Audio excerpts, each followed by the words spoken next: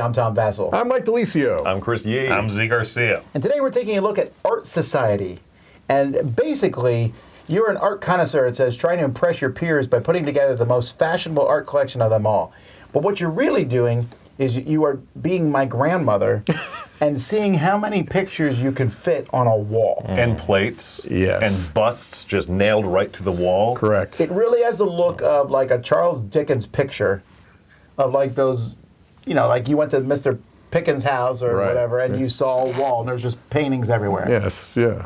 Your created character that Charles Dickens made up was Mr. Pickens. What was the guy's thing? What was that called? The papers. Anyway, it doesn't matter. Pickwick. Pickwick, and that's not a made-up name. Mm-hmm. Well, I mean, it is a made-up name by Charles Dickens, Yes. but anyway. Yeah. Also, there are some more recent art here. I don't think you'd see the pixel art in Dickens' Oh, day. and there's just like someone on a cell phone or one of them. Yeah, that's true, yeah. It's really funny, but It is. let's get in how it plays, and we'll be right back.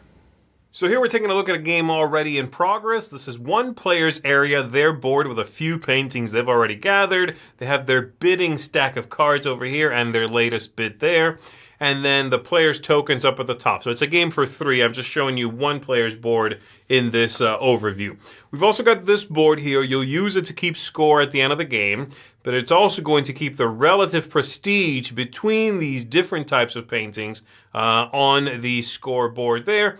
And so right now, blue is the highest one up, which means if the game were to end this instant, the blue paintings would go right here and they would be worth 5 victory points.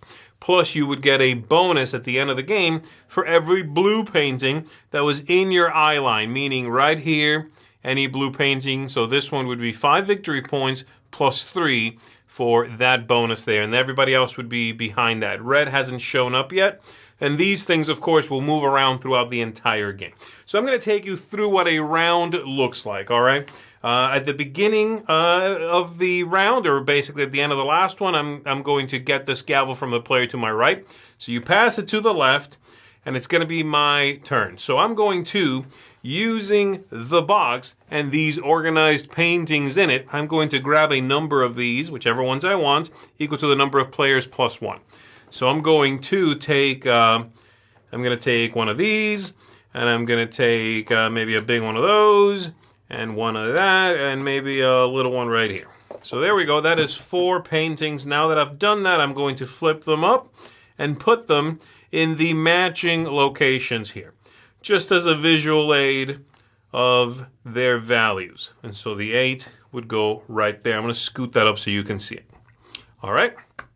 That's it. Everybody now picks up their bids. And you have here a stack of bids. I've already bid a few. And I am going to decide how much it is worth it to me to go earlier in the round. Which one of these I want and what number I'd like to bid. These go up to 20. And so if I play at 20, that means I definitely want to go first, right? If I'm willing to risk it, maybe I'll play the 17. That should still be first, right? And if there's a tie, let's say I play the 17, somebody else plays the 17, then we check the previous bid, and that's the tiebreaker. So if my previous bid was 4 here, but the other tied player's previous bid was 11, they win. All right? So these are going to be picked simultaneously. We all reveal them. And then we figure out the turn order. Starting from the highest bid, that player is going to take one of these paintings. What am I trying to do here? Well, I'm going to be placing these out here on the grid. And I am trying to avoid one thing and have another one happen. So I'm trying to avoid faux pas. Faux pas would happen when I have 2 paintings of the same type that touch each other. That means neither one of those paintings at the end of the game is going to score. And they are City Life, which is blue. We've got Portraits in red, Still Life in yellow here, and then Landscapes would be the greens. You do not want 2 of those touching. If I had put this one here, that'd be a bad idea. Those 2 cancel each other, and neither one's going to score at the end of the game. So that's one thing I want to avoid. Something I want to accomplish, though, is having the same frames create a group. So taking a look over here, I don't really have any frames that I've already got.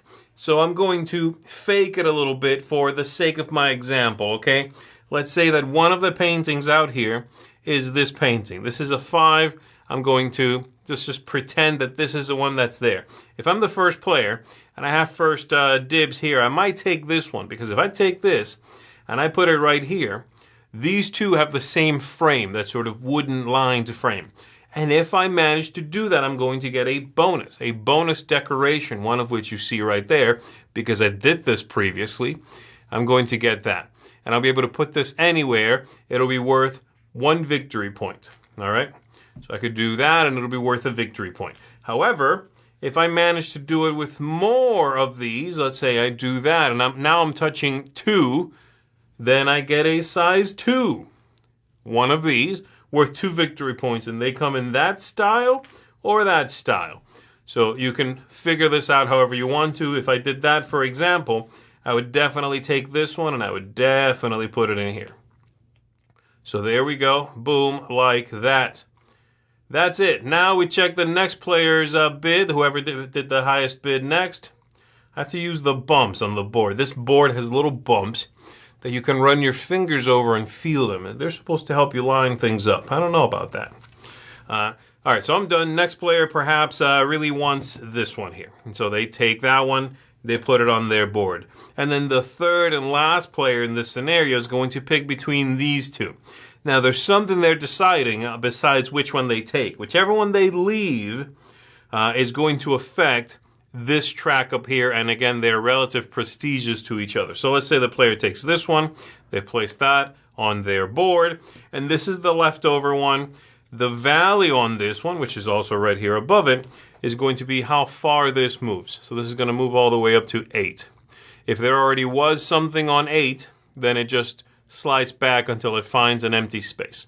But right now it's fine. And then we take this and we put it over here by the side of the board, by the red area, the yellow, the blue, and the green, and we've got that. And so that's the end of the round. And then I pass the gavel to the next player, and they're going to be the ones who auction off some things. We all bid, we gather something, we place it out. You can also, if you win something out here, you can give it to your assistant over here, and at any point later on, you could then bring this back and place it in there. If the assistant already has something, you gather more, then unfortunately you have to sort of throw that aside, and it's going to cost you victory points. The game is going to be over when either a player has no empty space left on their gallery wall, or they store their second excess painting, meaning one that's out here, or you're running out of bids, okay? If we use all 20 of these bids, that also would end the game. And at that point, we do some final scoring. Like I said, if it was right now, we would slide these up, and then we score everything according to where it ended up there, taking into consideration any red in the eye line gets a bonus point. If you have the corners still exposed, you lose victory points for that. All of these are worth 1 victory point per little shield there, and that's pretty much the game. There is one final rule I do want to mention, which is important, especially late in the game, and that is, late in the game, if you get a tile and you cannot place it, this will certainly happen, then you can take that tile from over here and swap it with a tile of the corresponding color in that area, of the ones that have made their way up to these locations. So if I take a large yellow tile I cannot place later on, I could go over here and swap it with this one, and then I could place that small one into some little crevice I've still got room for. Let's go ahead and go back up top. I really love the look of this game. Yeah. All the paintings are like silly versions of actual paintings. It's the whole spectrum, too. Right. It's the whole spectrum of like, oh, hey, it's the Mona Lisa with a twist or whatever. Right. But yeah, there's like a Game Boy one, and, Yeah. you know, and then all the little accoutrements, like the plates and the fans you hang up on the wall and Yeah. stuff. It's a great looking game for sure. Charles Dickens was more a fan of the PlayStation Portable than the Game Boy, Well, unfortunately. He fair was enough. a big PSP fan. Yeah, no, I think the look is really good, and there's enough humor that I appreciate it, but it's not like super wacky. You know what I mean? It toes that line very well. I have one minor problem with the production. It's the bump. No, it's not the bumps. I'm kidding on the The bumps. bumps are essential. No, the bumps are, to me, an issue. But I will say, I wish it was easier to judge the size of the paintings. And I don't know if it's because they're not square pieces there. I know you say you can pick them up. I know, and put but here's the them thing. down. The problem with that is you don't want the other players to know which one you want. See what I'm saying? So if you're going to do that, you can take the face-down paintings from the tray and put them, but you'd almost have to pick 4 different shapes and try them so that people won't know this is the one I really want. Yeah, but that's why when, I don't know if you noticed, when it was my turn, I picked all 5 of the shape I wanted. I did don't notice care. that. I did notice that, yeah. But I'm just saying that I could not always judge Right. from looking at it how wide it was. I don't know why. Usually I feel like I'm pretty good at judging if a shape will fit on my thing or not. I had a hard time with these. I had to resort to counting. Yes, you Because it's can do like that. it's supposed to. It kind of looks like the chocolate bars you break off, you know. So it's like, okay, so like, you know, between the bumps, the aforementioned bumps, you could just be like, oh, 1, 2, 3, 4. If it's 4 by 4, because of the geometry. If it's 4 by 4, it's like that. It's either it's like very wide, Wider than it compared is to how tall. tall Right, it is. right. Absolutely. Yeah. So you need to count because they cannot be rotated. And I guess they decided to go with that sort of frame, you know, that Yes. horizontal shape. So yeah, I agree. It's a little tricky, and several of us certainly had that moment of, oh wait, I thought this was going to won't fit. go there. Yeah. But I assume it's the kind of thing that again you'll find your own shorthand for circumventing that. Yeah. Count the sides, or just grab it, measure it, or what have you. I'm a big fan of the bidding system. It's Yes. simple. I like it. You've 1 through 20, right? And you bid low. You bid if you don't care. Right. Yeah, obviously you throw out one of your low cards. You know, then you don't.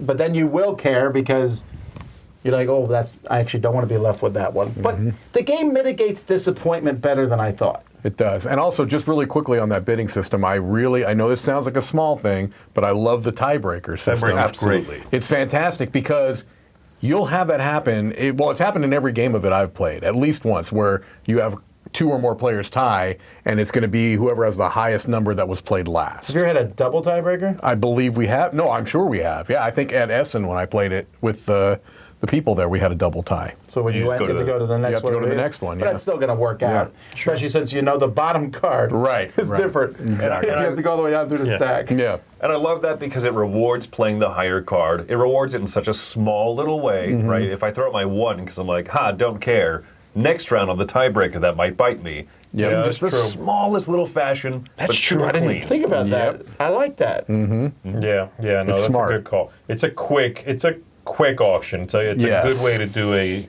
simultaneous quick thing. No, oh, you tied, bid again. Right. There's none of that stuff that it tends to be in a lot of these kinds of Yeah. games. The game itself is pretty quick, except for when the person is selecting the 5 tiles. Right. I wish there was a way, almost that they just came out randomly, and I know you like that. Oh, no. Well, I know you say that, but at the same time, if you think about it, if you're playing a 4-player game, 3 out of those 4 times, they are random, essentially to you. Sure. I'm not building the same thing you guys are, so you're pulling out. But that takes away completely the ability to look at, I'm sorry, I know it's a negative interaction, but the ability to look at other players' boards and purposely pick things that can't. I would never. I would not like the random. I think a big part of the game is picking out those tiles. I will tell you what is random, and this is certainly something that, in my opinion, hurts the game, and that is you pick the shapes. You don't pick but the frames. colors. Yep. The Well, colors not even and the colors. frames. The frames, you get little bonuses from. Yes, Cool, yes. and you can look at what's out there and Right. take what you want. The leftover color, and therefore all the colors that are there, right, are random. Yes. And that means that those things moving up on the tracks and what's really good at the end and what's Yes. so good really feels like it comes down to that last flip. It's like, okay, it was blue this game. It certainly and we went can. through like 17 bids where it seems like it matters, but it's really like basically that last flip or the last two. The last couple, maybe. The I last would couple, say, and you're yeah. like, oh, it's blue. Right.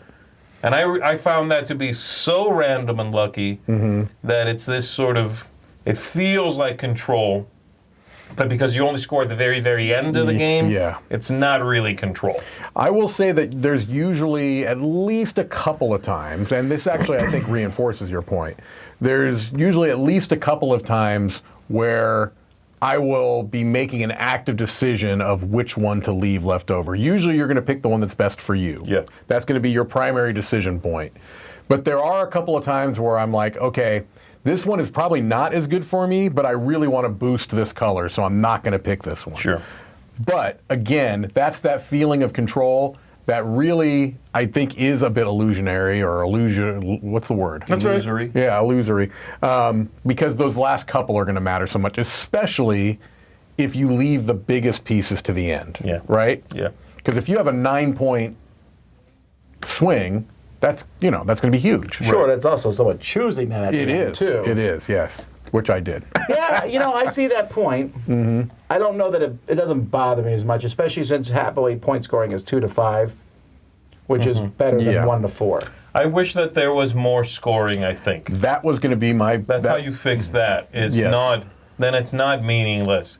You do it, you score 3 times in the game. You know what I mean? Or whatever. Yeah. And then I affect each of those chunks. Every time I leave a tile, I have a scoring coming more soon than if it's once in the entirety of the game.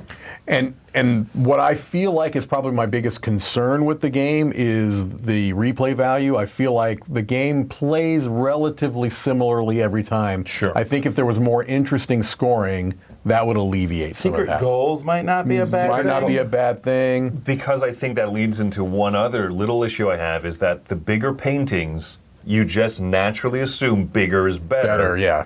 And it's not really. Like, I understand that you want to rush for the 4 corners, but you'll cover them. Right. If you're playing at all competently, you'll cover up those negative point Right. spaces. And yes, big paintings will help you get 5 points for endgame scoring For completing your if you wall. complete the wall. But that's not Right. Honestly, Yeah. what I think... And it's not that you're scoring. Here's the thing: it's an all or nothing.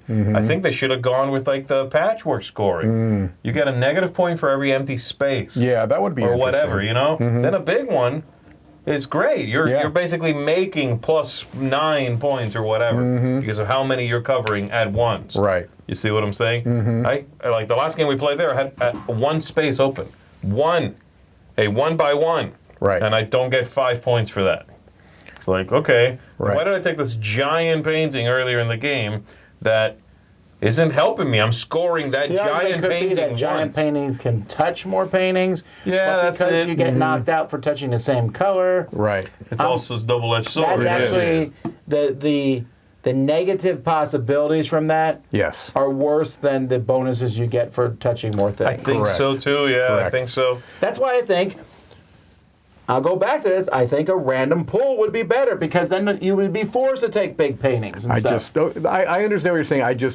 I'm never going to agree with that point because I think that's a big part. We are going to sit here all day. That's right. I just think that's such a big part of the game. I really do. See, it's funny because I love pricing mechanisms, or kind of what that is when you get to decide what's in market type of thing. I love that mechanism. I love the unpicked thing Yes. affecting game score. Yes, I do too. love all those Yes. mechanisms. I feel like this isn't the best display of all of those particular things. Right. But I still find the game charming and fun. Absolutely. I think the game has a lot of things to offer, but there are some things that are going to kind of affect my score, quite honestly. Yeah.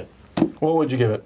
I'm coming in at a 7. I enjoyed it. I got issues with it, as I've already stated. I think it could be a much stronger game. And it stings a bit that such a lovely production, so much artwork, amazing little jabs and fun twists on paintings and artwork goes into a game that I do have these issues with, But like Chris said, I enjoy playing it, Yeah. It's very repetitive. That's another knock against it. I do think it's basically, like between 17 and 20 bids or auctions in a row. So there's some of that. But I had a good time. I think if there was more frequent scoring or some of these ideas were just a little tighter, a little more exciting, didn't feel as much of a coin flip, it would certainly be a higher score. But I still enjoyed it. I'm coming in at a 7.5, a little higher than that, but I agree. I see some of those little issues, but at the end of the day, I still really like playing it. I'm charmed by it. And this is one of those games that I think if an expansion comes out... You stole what I was going to say. Ooh, I was going to say that. I forgot to say, if an expansion comes out, Yes. Yeah, then I'm going to be... This is one of those that I'm more excited than, strangely enough, a game that I already love, Right. getting expansion. Oh, okay, cool, I already love that one. Yep. This one, I see so much of that potential and a few little tweaks, extra score, all of those things that we're talking about, I'm in line already. I'm said also the expansion. I'm already 7.5. I'm also a 7.5, and I agree. I especially would like a small expansion modular, right? I can see goals, right? Yes. I can see changing end game scoring, different ways to score at the end of the game. I could see a zero paddle where you don't take any tile that round, but you get to pick any card that you've already played before and put it back into your hand. Those types of things, right? Just little, like that. yeah, just little tweaks to make the game a little bit more dynamic. I think at that point it would be an 8.5 because I do enjoy the game and I think it does many things well, but there's some things that keep it from getting to that point for me. Yeah, this is really a copy and paste of everyone else's comments. I'm also 7.5, and I really love the theme. I do too. I love building that wall. There's a lot of polyomino games where, yeah, you get the satisfaction of finishing them, but whatever. This theme one is there, yeah, This the one, theme I'm is like, there. look at this cool wall I built. Yep. I like Yeah. these paintings I put on the wall. I like that. I really like that line where in eyesight, because those are the pictures that get seen the most. That's a neat little mechanism, That's yeah. neat. Yes, it is. I do agree with these guys. There's lots of little minor things that I think a lot of people wouldn't even care about, though. That's why true. I like it better. I think I could introduce this to a lot of people who don't play a lot of games, and they might run into some confusion about, oh, I'm picking 5 and putting them out, that minor stuff. But I could get them through that myself, and I wouldn't even talk about scoring to the end of the game. Right. But I think people would enjoy it because the theme's so strong. But yes, like you said, if an expansion, I don't play almost any expansions Right. these days. If the expansion comes out for this, I'm playing it. Straight up. Yes, especially if it addresses some of the things we've talked about. Yeah. But still cool. Yes. I like it. Definitely a different type of game from Mighty Boards. It really Their games is. are usually much more esoteric and heavy. And miniatures and all this type of stuff. This is I like that they're diversifying their product line a little bit. And it still has fantastic production. really does. Yeah, really Fuzzy nice insert. But I production. meant in the box. Yes. This is a nice box. No, we got to Yeah. talk about the fuzzy insert. The fuzzy insert is not going to be in our library copy because Tom refuses. No, I got to keep the insert for this game. Good. What about the bumps? Well, look, the bumps really. So the next time, I'm Tom Vassal. I'm Mike DeLisio. I'm Chris Yee. I'm Z the Bumps Garcia. You should see a doctor.